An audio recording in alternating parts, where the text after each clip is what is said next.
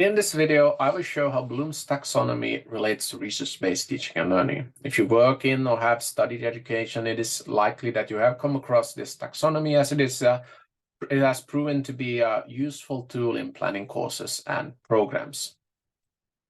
So Bloom's taxonomy is named after university teacher Benjamin Bloom, who, together with his teaching team, developed a model of student learning progression.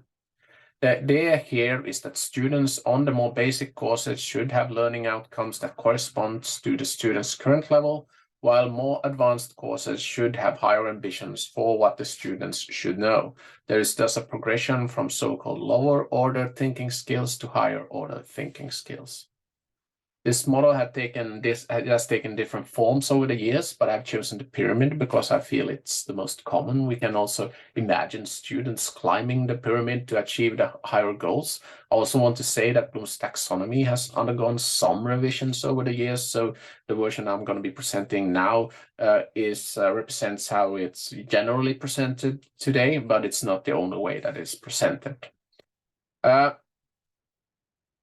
Here we can see in the pyramid that the lower orders of thinking skills include remembering and understanding what the teacher is teaching them, to remember and understand what the teacher is teaching. These are perceived as lower because they do not necessarily require advanced specialized knowledge beforehand. However, the higher we go on this period, more is required from the students. For example, evaluating a statement is much more difficult than just remembering it. Here we can perhaps imagine the difference between a student who have just started a program and one who is in the final stages, where the former will learn the basics, while the latter will hopefully also be able to create knowledge, for example, by doing a master's thesis. The progression is further linked to what we describe as active verbs, which can be understood as the verbs we use in the learning outcomes to clarify the level of knowledge that students are expected to achieve in Bloom's taxonomy. Thus, these verbs clarify what the different concepts in the pyramid can mean, what students are expected to know at the different levels. Note that not all subjects use all of these active verbs. Furthermore, these active verbs are only examples, and therefore there are verbs that appear in some courses that may be missing here. If you are interested in this, I recommend that you search the internet for Bloom's taxonomy and active verbs. You will find a lot more options than these. Regardless, if as a learning outcome we want the student to be able to repeat a theory, it is much easier than to implement a theory. And to implement a theory is easier than to construct a theory. Therefore, depending on the concepts used, you can create a progression between courses within a certain program where you expect more from the student as he or she advances in the program. And by using specific active verbs in the learning outcomes, you can also make this progression visible in the syllabus. I wanted to address Bloom's taxonomy because it is one way institutions of higher education can create research-based programs. Since there is a built-in progression in the taxonomy, we can see that the goal of the program is to make students capable of creating knowledge themselves. As I talked about in the last video, one goal of research-based teaching and learning is to train students to become researchers at least at a basic level.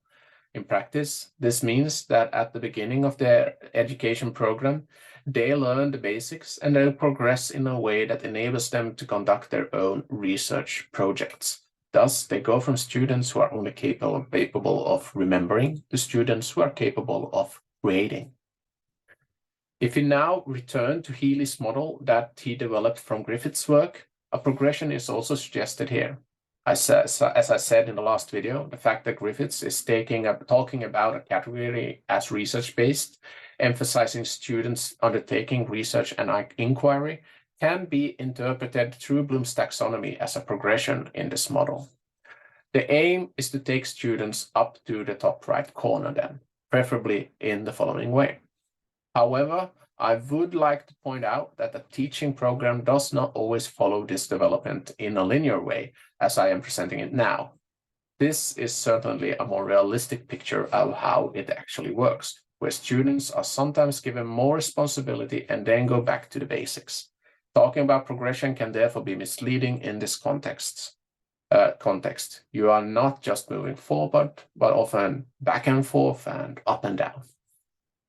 This seemingly chaotic teaching process is not necessarily a problem. It is just a reality that teachers and educational programs sometimes have to face and deal with.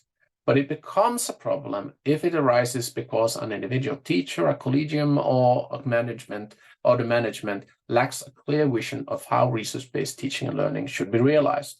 So, just because it can go back and forth, up and down, you still have to have a vision of how to get students to achieve the higher order of thinking skills.